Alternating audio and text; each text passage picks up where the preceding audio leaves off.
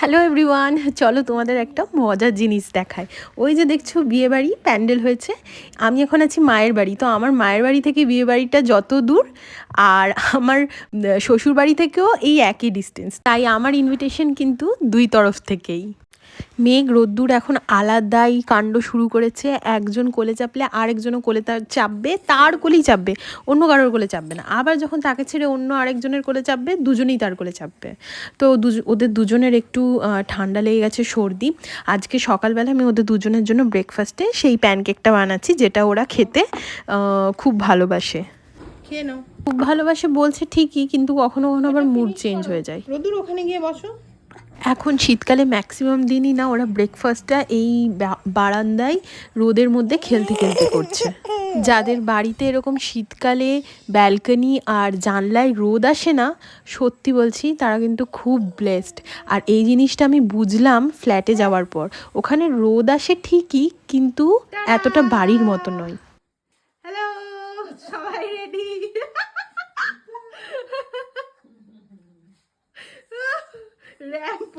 আমি কিন্তু সত্যি ভেবেছিলাম মেঘরোদ্দুরকেও আমাদের সাথে এবারে বিয়েবাড়ি নিয়ে যাব, কিন্তু কি করব, দুজনেরই ঠান্ডা লেগেছে সন্ধেবেলায়, আর ওই জন্য ওদেরকে এবারেও বের করলাম না। বাড়িতে দুটো ছোট বাচ্চা থাকলে কিভাবে অ্যাডজাস্ট করতে হয় দেখো। প্রথমে আমরা গেলাম, তাড়াতাড়ি করে আমরা অ্যাটেন্ড করে রিটার্ন করব। তারপর আমার দুই মা, যারা এখন মেঘরোদ্দুরকে দেখছে, তারা রেডি হয়ে বেরোবে। অনুষ্ঠানটা ছিল রাজেশ্বরী প্যালেসে। রূপনারায়ণপুরে লাস্ট 5-6 বছর ধরে যে সুন্দর ম্যারেজ হলগুলো গড়ে উঠেছে, তার মধ্যে এটা একটা। ঢোকা মাত্রই দেখা হলো আমার স্কুলের এক পুরনো বন্ধুর সাথে, আর সে এসেছে তার 4 মাসের ছোট্ট রাজকন্যাকে নিয়ে।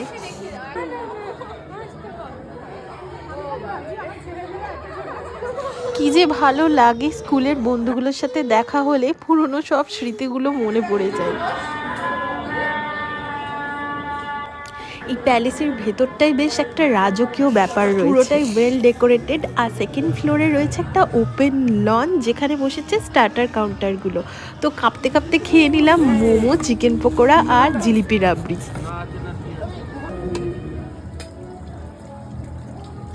এত কিছুর মধ্যেও আমার মাথাতে সমানে চলছে যে মেঘরোদ্দুর বাড়িতে আছে। যদিও জানি ওরা খুব সেফ আছে, তাও তাড়াতাড়ি বাড়িতে যেতে হবে, কারণ আমরা গেলে তবেই 2 মা আসতে পারবে। তাই সময় নষ্ট না করে ঝটপট বসে গেলাম মেন কোর্সে।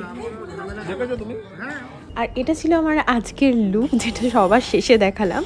তোমরা আমাকে নিশ্চয়ই কমেন্টে জানিও কেমন লাগছে।